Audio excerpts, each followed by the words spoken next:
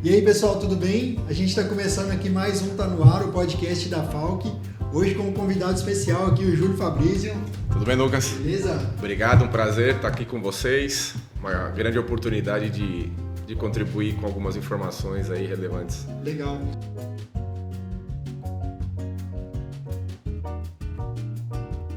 O Júlio atua aí na Anastácio, né, que é uma parceiraça aqui da Tanco. A gente vai explicar um pouquinho como que a gente trabalha junto. Acho que primeiro, até para o pessoal te conhecer, né, conta um pouquinho do que foi sua trajetória aqui mais ligada aos lubrificantes, como que você chegou até aqui, né? Legal. Estou há quase 15 anos nesse mercado de óleos básicos. Trabalhei aí numa grande refinaria, uma multinacional europeia durante 12 anos, focada especificamente na distribuição de óleos naftênicos, onde tínhamos segmentos específicos de atuação, como o mercado de óleo isolante para transformadores de eletricidade, fabricantes de pneus, né, as grandes pneumáticas, e também aplicações do óleo naftênico para lubrificantes industriais. Legal. Então já somam aí mais de quase 15 anos aí de atuação nesse mercado, sim. Na Anastácio já há bastante tempo também. Anastácio vai completar agosto desse ano 3 anos na distribuição de óleos básicos. Até então, para Anastácio, era um mercado inexistente. Anastácio muito focada em vários segmentos, inclusive de lubrificantes, mas não tinha o óleo básico como um item no portfólio. Então, a minha vinda para Anastácio foi justamente para poder desenvolver o mercado de óleo básico. Legal. E conta um pouquinho, né? A Anastácio poxa, acho que é engraçado, né? Porque é uma dessas grandes empresas que atua sempre no B2B, sempre com outras empresas. Então acaba que muita gente não conhece, né? Apesar do tamanho da empresa, sim. né? Conta um pouquinho o que vocês atuam lá, que tipo de segmento, como que é essa distribuição lá? A Anastácio é uma empresa que tem mais de 80 anos, acho que 84 anos. Legal. Começou como uma indústria. Hoje seria a terceira geração à frente do negócio. Legal. Há 20 anos atrás, 23 anos atrás, o atual CEO e proprietário da empresa decidiu mudar o rumo da empresa, então passou a ser uma distribuidora e tentar, de alguma maneira, agregar algum tipo de valor entre as pontas, entre o fornecedor e o cliente. Então, hoje a Anastácio está em 18 segmentos diferentes. Né? É líder de mercado hoje, né? A maior distribuidora de produtos químicos do Brasil, né? E, se eu não me engano, deve estar entre as 5 maiores Latam. Caramba. Então, a gente tem segmentos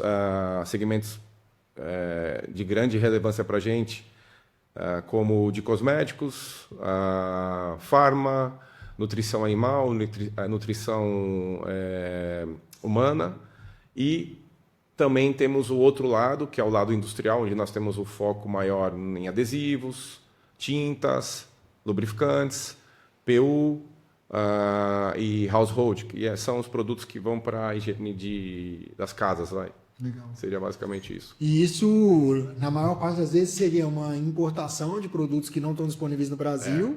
E aí traz aqui... Armazena. E aí são normalmente matérias-primas que vão ser usadas nessas indústrias, né? Sim. Então, não é exatamente aquele produto acabado, mas Não. itens essenciais que vão ser usados Vai diretamente para a indústria como forma de matéria-prima, assim, para transformação. Legal.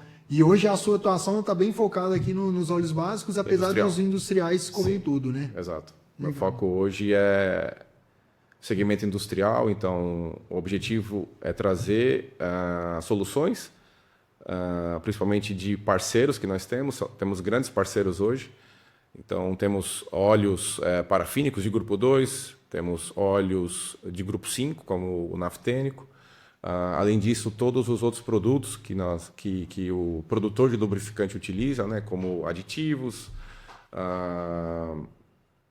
e a ideia é, de alguma maneira, trazer algum valor para o cliente, para que ele não tenha preocupação em ter que importar o produto, ter que ter cuidado com o que vai acontecer com o frete internacional, se ele vai disparar, se ele não vai disparar, se ele tem capital a ponto de conseguir honrar com os compromissos todos. Então, a Anastácio ela entra justamente nessa lacuna para dar esse tipo de conforto para o cliente. Então, ela sabe que o cliente sabe que tem na Anastácio um ponto de apoio, preciso desse produto, preciso dessa condição de pagamento, a gente entrega na hora que ele precisa e assim segue. Esse é o papel da distribuição. E é importante porque, obviamente, né, são produtos que vão ser aplicados na indústria, mas nem sempre eles são o maior volume que aquela indústria está usando. Ele vai ser, por exemplo, dentro da formulação daquele produtor. Então, para ele fazer uma importação direta, buscar um fornecedor que vai tentar vender numa escala muito grande, né? Muitas vezes não faz sentido para a fábrica fazer essa importação. Até porque uma fábrica, né, esse é um dos itens dela, né, mas ela está trabalhando lá com centenas, dezenas de itens. Se ela tentar se ocupar e tentar fazer importação direta, buscar um fornecedor internacional, fazer tudo isso, individualmente com cada um desses produtos, a complexidade vai ficando cada vez maior. Imagina, e o fornecedor ele vai acabar demandando de você um certo volume mínimo e talvez esse volume mínimo de compra seja o volume do ano inteiro. Sim. E aí você tem um caixa que você vai ter que acabar dedicando a essa compra, né? Ao invés de você jogar para dentro da própria produção e girar, aumentar o volume produzido e até mesmo focar em venda. Então, sim, a distribuição ela entra justamente para isso. Apoiar o produtor, o pequeno, o médio produtor, até mesmo o grande produtor. A gente tem grandes clientes, grandes multinacionais, que acabam utilizando a distribuição como um ponto de apoio. Então, a gente consegue fazer o gerenciamento do estoque, né? A gente fornece para o cliente, olha, nós temos tanto desse produto no estoque hoje já nacionalizado, temos tanto no mar e temos tanto embarcando. Então, você dá uma previsibilidade para o cliente muito grande. Né? Ele tem ele sabe que não está em posse dele o produto, mas ele sabe que se ele precisar, o produto está ali. Vai ter. E esse é um ponto, né? A gente faz, por exemplo, importação aqui para as nossas operações e faz compras da distribuição. Né? Então, a gente faz um mix dos dois.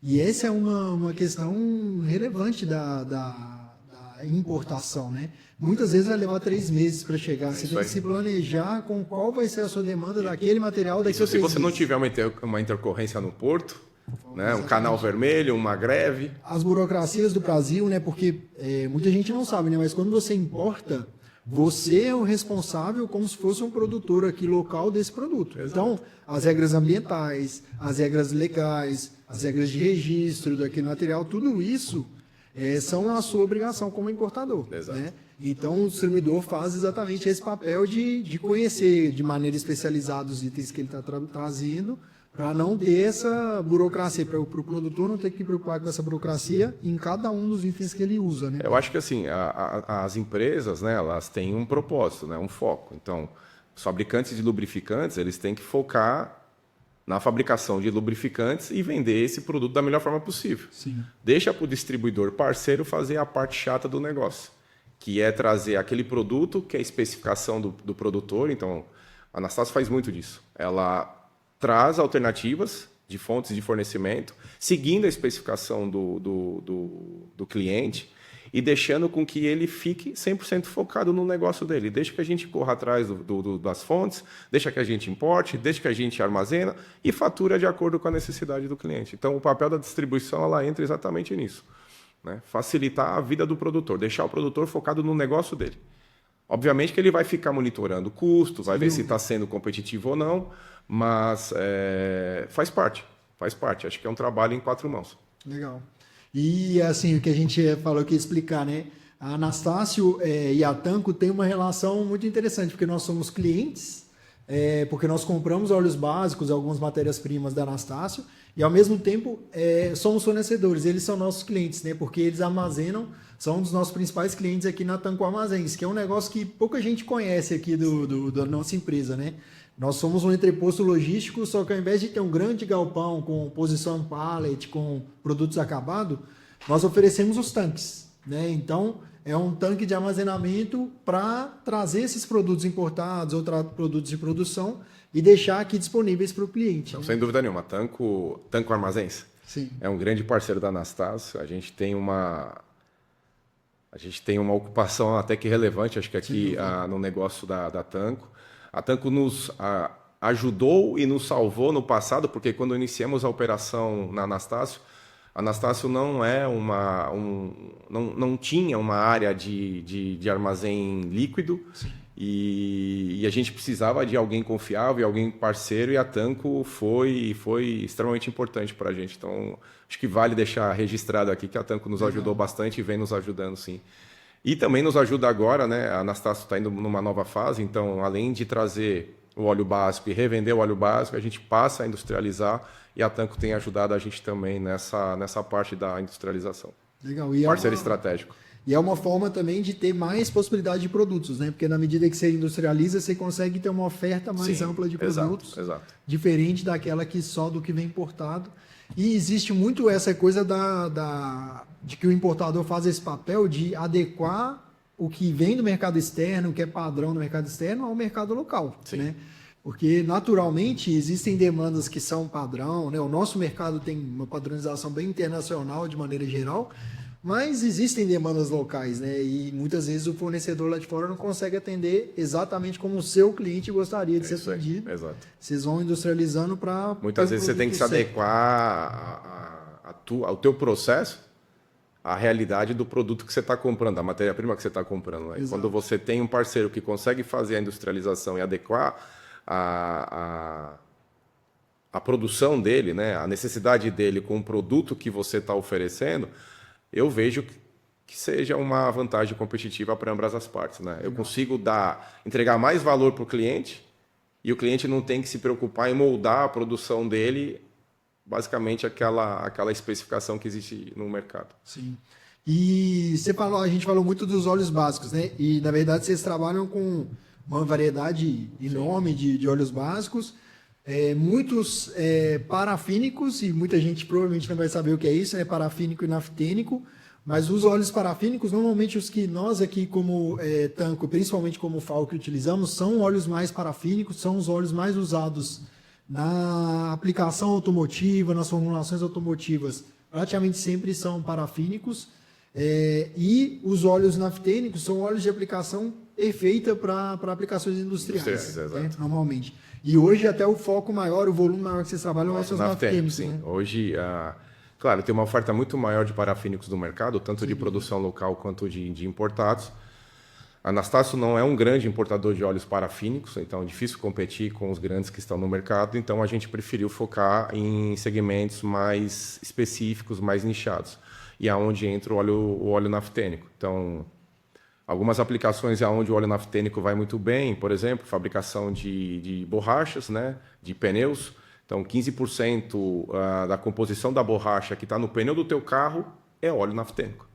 Isso é uma coisa que muita gente não sabe, né? Não. Porque muita gente acha que o óleo deve ser usado no processo, nas máquinas, mas não é, né? Ele é usado no produto, ele é parte do pneu. É isso aí, parte do pneu. É como se fosse a cola, vamos dizer assim, né? Que faz a parte líquida de tudo que é, porque o pneu... aglomerante. Exato. O pneu, ele na verdade, ele é uma composição de vários itens, né? Tem lá uma estrutura metálica que forma o pneu, a estrutura dele. E aquela borracha, apesar de parecer que é só um produto ali, né? Uma borracha, mas não é. Ele é um aglomerado de vários materiais químicos e o óleo é um dos principais fatores. A vantagem do óleo naftênico nisso é o ponto de anelino, a solvência do produto. O óleo naftênico ele tem uma característica maior de solvência do que o óleo parafínico. Legal. Então isso ajuda com que todos esses outros componentes que você tem que agregar na fórmula tenham uma... Eu não sou técnico. Homogeneiza mais ali o processo. Né? Então, isso é uma vantagem quando você compara com o parafínico. Claro que o parafínico também tem a vantagem por ter o índice de viscosidade maior. Então, isso tem relação diretamente com a temperatura. Né? Então, por essa razão que o óleo naftênico não pode ser utilizado na fabricação de lubrificantes automotivos. Porque a temperatura do motor aumenta, a viscosidade do óleo despenca se você utilizar uma base naftênica, diferentemente do parafínico. Fazer com que o óleo, mesmo quando vai aumentando a temperatura do motor, ele não perca a viscosidade. Né? Isso é uma característica já do parafínico, o MIV, o melhorador de viscosidade, melhora isso. Né? O naftênico não, ele é o contrário, né? Ele vai perdendo mais ainda a viscosidade. Onde o naftênico vai bem é em baixas temperaturas, Sim. É o oposto. Então, imagina o seguinte, como que não congela os fluidos hidráulicos de um avião? Que está lá a 30 mil metros de altura, sabe lá que temperatura, menos 40, 50 graus, a asa precisa funcionar, os flaps, né? o trem de pouso. É tudo hidráulico aquilo. Aquilo é óleo naftênico. Sim. Então você vê que é muito interessante, né? os dois saem do petróleo, os dois teoricamente têm uma mesma origem, mas as especificações elas vão mudando muito. Exato. Né? E aí cada refinaria, baseado no que ela recebe, do que ela normalmente já recebe de petróleo, ela gera tipos diferentes de óleos básicos e que vão para aplicações muito diferentes, né? Essa do pneu é uma, né? Você comentou de bateria também, que usa, né, também na bateria tem da bateria. São separadores de bateria, sim, vai óleo. Então você vê que existem várias aplicações que a gente não imagina, além de algumas relativamente óbvias, né? Que a gente vê o óleo hidráulico ali sendo usado, a gente vê o óleo. Também tem muita gente que não sabe que dentro do transformador ali também, que uma das principais funções é a do óleo. O óleo é o óleo isolante. Então, esses transformadores que a gente vê nos postes, nas ruas, basicamente ali é um óleo naftênico. E ele entra como isolante, porque existe um núcleo dentro, envolvido por um papel, e esse óleo fica ali dentro junto com esse núcleo, envolvendo ele. Então ele ajuda a isolar eletricamente e, além disso, ele ajuda na troca térmica, como se fosse um radiador. Vocês podem perceber que tem como se fosse uns tubos. Ali, né? Exato. Ali é onde acontece a troca térmica. Então os transformadores usam óleo isolante de base naftênica. Também usa de parafínico, mas depende muito da especificação do cliente.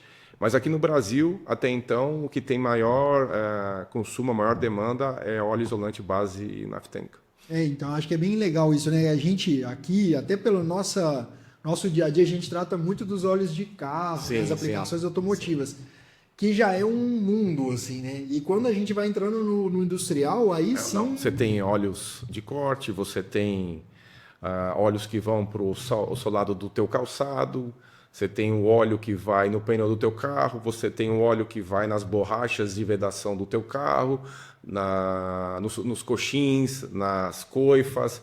Então, é um mundo, assim, eu não sei nem te dizer, não dá para enumerar a quantidade de aplicações que o óleo entra. Na mineração também o óleo entra muito, muito bem, como anti-dust. Então, você imagina o minério correndo pelas esteiras, e ele vai soltando uma poeira. Poeira. O óleo é pulverizado para que essa poeira não vá para a atmosfera, né, para que até que não haja perda também do material. Então, o óleo também vai na própria esteira que transporta o minério. Né? É muito interessante, assim, eu acho que eu escuto muito gente falando, porque esse mercado de óleo vai acabar, os carros elétricos e tal. Para quem não ouviu, a gente fez um podcast super legal com o Sérgio Rebelo, que falou sobre essa questão do óleo automotivo e sobre como o mercado brasileiro provavelmente vai ter uma tendência de não acabar ou de não virar só um mercado de carros elétricos. E quem fala isso, além de ter uma visão muito limitada do óleo, do lubrificante, não pensa como essas aplicações industriais não vão acabar. Você tem óleo na tua camisa. Sim. Porque é utilizado na fabricação do fio. Ela lubrifica ali a agulha na própria linha, no tecido também vai o óleo. Tem um óleo específico, mas vai o óleo. Então, essa é uma coisa que... É porque na prática a gente não vê, né? Essas coisas estão ali, tá no nosso pneu, tá na nossa camisa, tá na energia elétrica que a gente recebe em casa. A gente não percebe, mas é uma coisa que está presente, né? Um material que está presente em muita coisa do dia a dia. Realmente, quem fala que a tendência do consumo, né, dos derivados de petróleo é diminuir, eu sinceramente... Talvez uma outra vida a gente veja isso, mas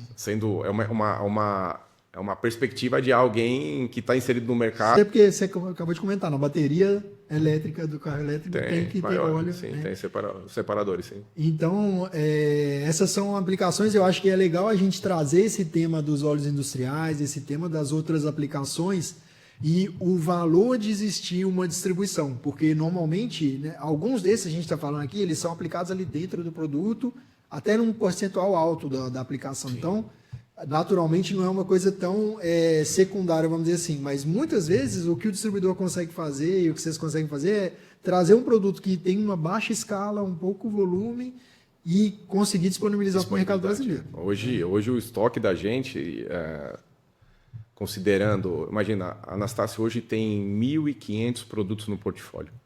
Para esses 18 segmentos. E E vai desde pequenas embalagens até caminhões de 40 mil litros que saem aqui da própria Tanco. Sim. Então, essa é a vantagem do distribuidor.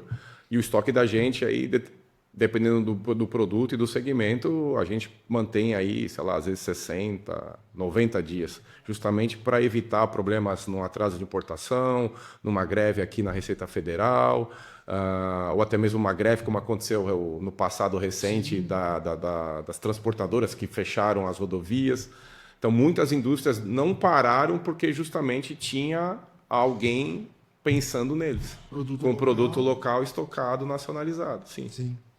Não, legal. Eu estava tentando trazer, a gente combinou várias vezes para tentar gravar aqui, porque eu acho super interessante as aplicações de produtos que a Anastácio traz. É uma perspectiva muito diferente que quase ninguém vê no mercado. Sim.